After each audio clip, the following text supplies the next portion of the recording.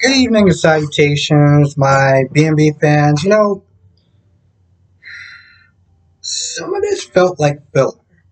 Okay, some of this genuinely felt like filler, and it felt like they just needed to throw as many characters into this episode because contracts. Um, we start off with Brooke, and apparently she threw a party because Ridge decided to come back home. You threw a party because Ridge came back home. I'm gonna sit there and just go out on a limb and assume that it was more than just that. I really am. But let's see, you got Brooke, you got Hope, you got Liam, you got Zende, you got Paris, you got Eric, and you have Donna. Now, if I really get into this, the site that I was watching it on, okay, they got a little comment section, and there was this one person that went particularly hard on Brooke. And listen, I get that they're fictional characters, and we can call them a lot of different things. But somebody had the audacity to call her the slut from the valley. And I'm like, we're in 2022, and we're still slut shaming people? Like, that's still a thing? And again, I get it. She's a character that a lot of people don't like. And I'm not sitting there saying that people don't have a right to their opinions. And once again, I want to be very clear, this is not my comment section. Okay? This is from the site that I was watching it on. People were able to sit there and make comments and stuff. But, my point is, when you want, not liking somebody and calling them names is one thing, but when you start literally calling somebody a slut because you don't like them that much, I'm like, you do realize that they are a fictional character, right? And granted, on this show, I've called people many different names, okay? But it's something about that word, calling a woman that word, it's kind of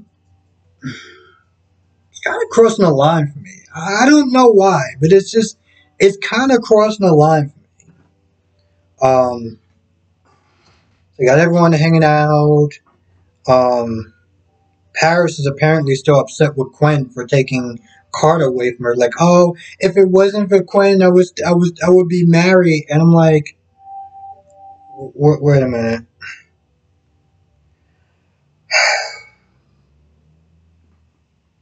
That's your takeaway from this whole ordeal, from this whole thing. You're upset with Quinn, not Carter, for practically using you to get over somebody else. No. Your dumbass wants to sit there and be mad at Quinn taking Carter away from you. Not for picking a trash ass dude that will be with you 1 minute and throw you away like an old chew stick an old chew toy. Zende, being the exemplary man that, and I say this sarcastically, but in reality, there's a hint of truth in there. To stand by her, to support her, to sit there and give encouraging words. I mean, part of me wants to sit there and say it's unrealistic, but I know there are guys out there that will sit there and be like, hey, regardless, we didn't work out. I want you to be happy, and I'm going to sit there and support you and go with this ride with you. And not have any sort of resentment whatsoever. There are guys out there. I am not one of them, but I know there are guys out there that are like that. talking about, oh, when you find somebody who's gonna appreciate you, this, that, and third, then they're gonna be a lucky man. And I'm just like, part of me wants to sit there and do that slow clap. Whenever those romantic movies start, you're just like, I wanted to do that. I didn't because of the pettiness inside of me, but I want to do that. And some people isn't there saying, Donna, oh, does she have on a bra? It looks like she has on a bra. And I'm just like, yeah, me and you are just getting two totally different reactions. Because if you couldn't tell,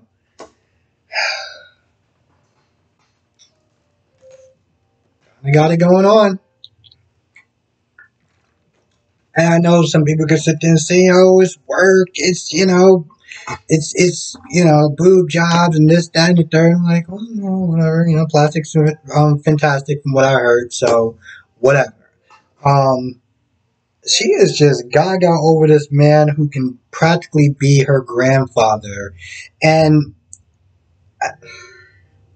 she's all like, because Eric was like, I'm so sorry it took me so long to sit there and really just come out and just really be with you. And she was all like, no, it was just complicated. I was like, no, sweetheart, no.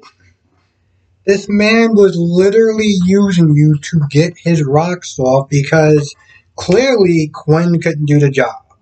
And on top of that, he made you his side piece and somehow you're okay with that. And no person should ever feel like that's the position I'm going to sit there and play and I'm happy with that. Because you should always want more. You should always want more. And granted, it's one thing if y'all just got like a hookup thing or whatever. But when you know that this person's serious with somebody else and yet they're coming to you sneaking late at night and making all sorts of excuses, you deserve better than that. You deserve better than that. Point blank.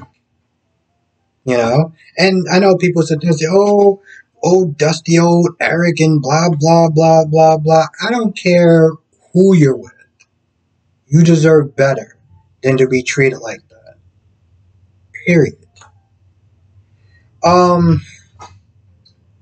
So Brooke was sitting there telling Hope that, Rich is going to be here soon. He just has to break the news to the Taylor. Rich is over there talking to Taylor. Taylor's like, oh, we're going to hang out. We're going to have a good time. We want you to come and hang out. And, it'd be really great for you to spend some time with us. And Rich, after a while, gets right to the point. And I'm glad he did. I'm glad he did not sit there and draw that out. And he told her, hey, by the way, I'm back with Brooke. Now, don't get me wrong. Just because he actually told the truth does not mean that he gets a free pass from practically pretty much stringing both of these women along until he made his decision. And more so with Taylor, because with Brooke, he didn't sit there and say a definite no or anything like that. He gave her a bunch of hope, and he didn't even know if he wanted to be with her. And then with Taylor, he kept making out with her. They almost slept together, hanging out, acting like they're just, wife and husband and everything like that, playing the house with this woman. And then you drop the ball on her, and it's like, well, what did you want her to sit there and take this as? Like you literally played this woman, and then you decided, oh, by the way, I'm going to sit there and choose AKA misery and torment for, well, until I'm dead, pretty much. And Taylor was like, you do realize that she's going to hurt you again, right? It's always going to be some other man. It's either going to be Bill or Deacon or the next person or, hell, even your dad again. I mean, who knows? And she's all like, oh, I want to, I was there to sit there and save your heart from being tortured. And I was like, no, bro, no. You don't want to sit there and try to save him. Your job isn't to save him. In reality, you should want to be treated like a queen. He should be lucky to sit there and be with you and not choose you as a way of some sort of default to the chaos that Brooke brings. Christ. This is, I guess, the power of Riz. Sit there and in so many ways, sit there and kind of make her feel like she's saving him. You know, to not really sit there and value her worth. So it's the same thing with what is it with these what is it with these Forster men that find ways to, and I don't want to sit there and try to get on a quote unquote soapbox, but you know, you look at Eric and you look at Donna, and Donna's like so pleased and so, oh, I just want to be with you, and I understand that I was a side chick, and now you got Taylor being like, oh, I want to sit there and save you from Brooke and her chaos. And it's like, no, both of you women should be sitting there trying to be treated, you know, want to be treated like queens because that's what you deserve, not being second fiddle and just kind of playing along until you can get this person that's so like, no. No, no, no, no, no. I'm not gonna lie, it actually kind of pisses me off. Then he gives this whole closing argument of, don't worry, I'm gonna sit there and protect you from Sheila and this, that, and the third. Bro, you said what you said. Kick rocks. Like, seriously. Kick rocks. I haven't watched the show long enough to really understand the stuff that Brooke has done. What I understand, both parties had cheated like there was no tomorrow. When I look at a situation like that, I sit there and think, you two you two deserve each other. You both deserve each other. Because in a lot of ways, from people listening to telling me, you're both trash. You know? This goes back to, even on Days, when I watch Days, and I look at Sammy and I look at EJ, I'm like, y'all two belong together. Hell, the same thing with Sonny and Carly. Y'all two are so dysfunctional and have this way of just ruining the lives of the people that you're with. That y'all two belong to each other. But to be fair, now Sonny belongs with Nina because, you know what, I'm not even going to get into that. I'm going to save that for my GH review. But my point is, Brooke and Ridge, they belong together. Carter and Quinn didn't really do too much of anything. I guess they were supposed to be going outside grilling, but Quinn wanted sex because, well, it's not like she was really getting it from Eric. So it's like she got she got some lost time to make up for. And you know, Carter is clearly up to the task, so he's you know what, I'm not gonna really get into any more gross metaphors, but we all know what they're doing. They do sit there and talk about honey, which I find so funny. I, I still think about that whole honey thing with Eric and Donna and them hugging and the music, and I'm just like, I know this is supposed to be a soap opera and we're supposed to take this to be somewhat seriously, but watching that scene, I couldn't help but think, how did you write that? Shot that? Replayed that with a straight face and was like, yep, this is good to go. Yep, we're totally going to be taken seriously now. I know a bunch of people had to sit down and laugh because I couldn't stop laughing. To this day, that is the funniest scene I've ever seen in a soap opera. And I've been watching soap operas since high school. Okay? So I've seen some stuff.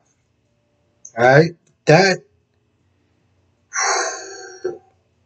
Let's just put it this way. I am so glad that I'm actually watching B&B again, because missing out on that would have hurt my heart. That would have hurt my damn soul at that point. So Taylor goes to Deacon to ask about the whereabouts of Sheila. I'm not gonna lie, she walks in there and she's like, oh well, I want to sit there and know if you know, Sheila contacted you, and if so, then you should tell me.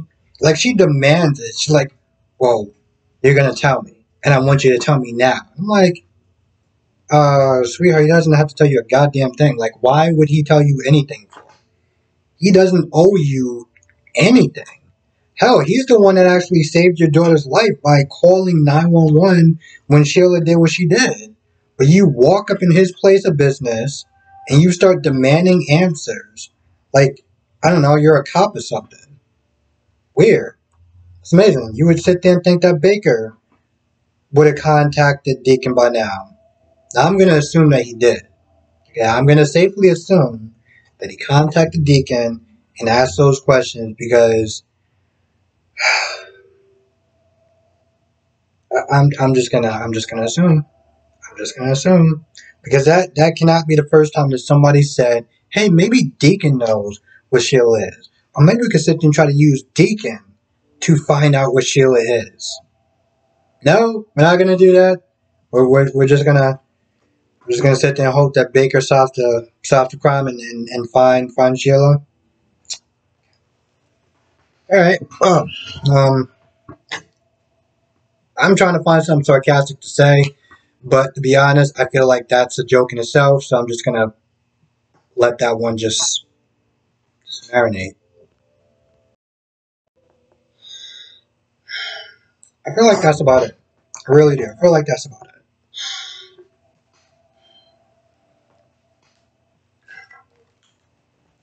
On a sidebar, there's a show on Netflix called Lost in Space. It is very family friendly, and if you like sci-fi and just heartfelt moments, you love the show, and I will highly recommend it. With that being said, I'm gonna go. I want to thank you for watching. I feel like that's about it. I don't really think I really forgot anything. I mean, like I said, the whole Carter and Quinn thing was just really not important. It was just filler. I mean, to be fair, I felt like most of this episode was filler. Um, but whatever. So yeah, with that being said, I'm gonna go. I want to thank you for watching. Be safe, and I will see everyone in the next video.